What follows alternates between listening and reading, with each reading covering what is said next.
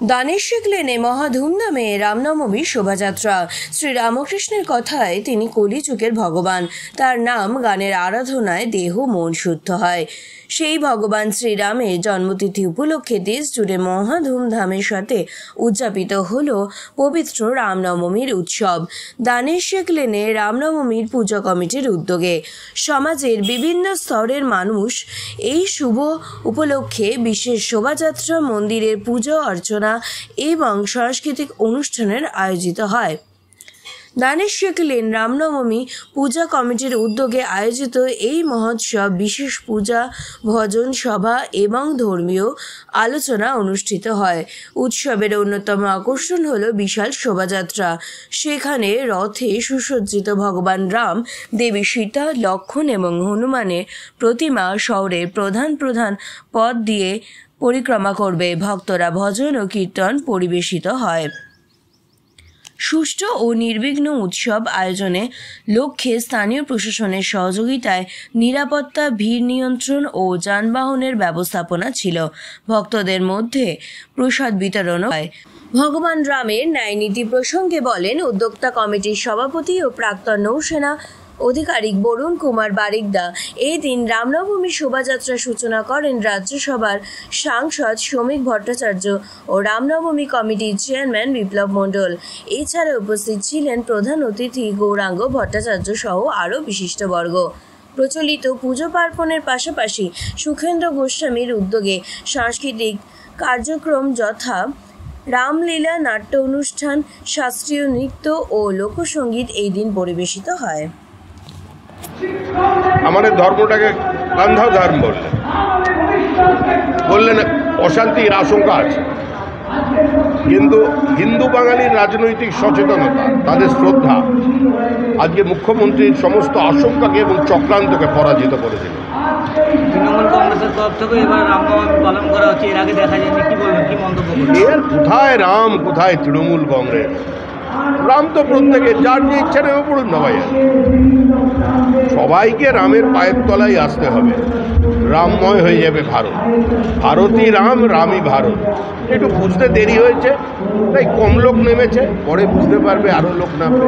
মুখ্যমন্ত্রীও নামুন না, হিজাবটা পড়ে আসবেন, এমনি নামুন, সবাই ওনাকে স্বাগত জানাবে। কেষ্টপুরে আজকে লকেট চট্টোপাধ্যায়ের যে মিছিলটা শোভাযাত্রা করা হয়েছিল,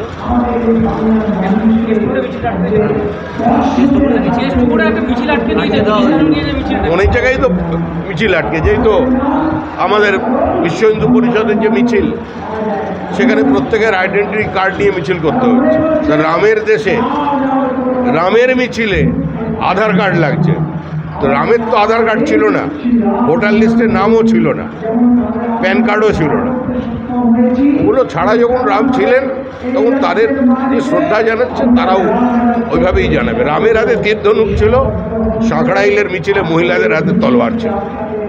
মানুষ জেগে গেছে। অন্যান্যবারও রামনবমী হয়, এবারেও হচ্ছে, কিন্তু এবারে একটা আলাদা উৎসাহ দেখা যাচ্ছে।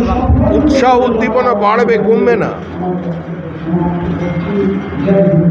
ঠাকুর রামকৃষ্ণ পরমহংসদেবের বাবাকে যখন জমিদার বিতাড়িত করেছিলেন মিথ্যা সাক্ষী না দেওয়ার অপরাধে, তখন তিনি চলে আসেন রাম একজন ছেলে মেয়েকে নিয়ে, আর তাদের গৃহদেবতা কে রঘুপতি। পরবর্তীকালে রামকৃষ্ণ বিবেকানন্দের জীবনী ভারতে একটা নতুন দেশে একটা নতুন ভাব আন্দোলনের সূচনা করে।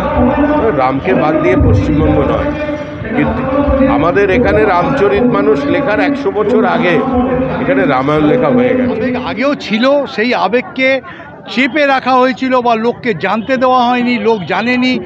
যারা পৌরাণিক গল্প জানে, পৌরাণিক কথা জানে, আপনি যদি এমনি চিন্তা করে দেখুন, আপনি নিজের বাড়িতে দেখুন, আমাদের ঠাকুরদাদা, দাদু, কোথাও না কোথাও সবার নামের সাথে রাম জড়িত আছে।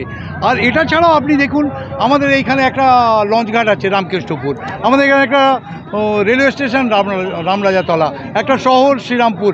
এগুলো তো দেখতে হবে, বুঝতে হবে, রাম ছাড়া কিছু নেই। রাম শুরু, রাম শাশ্বত, রাম সুন্দর, রাম সত্য, রাম আদি, রাম অনন্ত, রাম শেষ। রাম থেকে শুরু হয়, রামেই শেষ হয়। দেখবেন একটা নর্মালি কোনো ব্যবসায়ী, সে বাঙালি হোক, মারোয়াড়ি হোক, কিছু হোক, রাম 1 2 3 থেকে রাম 2 3 4 এই কাউন্টিং হয়, এখনও আছে এই সিস্টেম। সেখান থেকে বুঝতে হবে হ্যাঁ, এইটা দারুণ একটা কথা। রাম বাঙালির নয়, এটা এমন একটা জিনিস চালিয়ে এসছে দেশ স্বাধীনতার পর থেকেই চেষ্টা করা হয়েছে যে রাম আমাদের না। আর দুর্গাপুজোর সাথেও রাম জড়িত, সেই দুর্গাপুজোকে করে দিয়েছে একটা উৎসব, কিন্তু রাম ওতপ্রোতভাবে বাঙালির সাথেই জড়িত। যদি পৌরাণিক গাথা দেখেন বা অন্যান্য গল্প দেখেন, ইতিহাস দেখেন, জায়গাগুলোর নাম দেখেন, তাহলেই বুঝতে পারবেন রামের সাথে বাংলা ভীষণভাবে জড়িত। বাংলায় রাম ছাড়া কিছু হয় না। তৃণমূল কংগ্রেসের তরফ থেকে এই অস্ত্র নিয়ে এই যে মিছিল বলুন বা শোভাযাত্রা, এটা নিয়ে ওরা বিরোধিতা করছে, এটা কীভাবে দেখছেন জিনিসটা? দেখুন, অস্ত্র নিয়ে আমাদের, আপনি একটা জিনিস বলুন তো, এই আমাদের রামনবমী, এই আমাদের দুর্গাপুজো, এই আমাদের কালী পুজো, এই সময়গুলোতে এত পুলিশের বাধ্যবাধকতা কেন? এত আমাদের পুলিশ আটকায় কেন? অন্য জায়গায় তো আটকায় না। আমাদের এই সময় পুলিশের কেন? এই যে ঈদ গেল, ঈদে কোনো ঝামেলা হলো?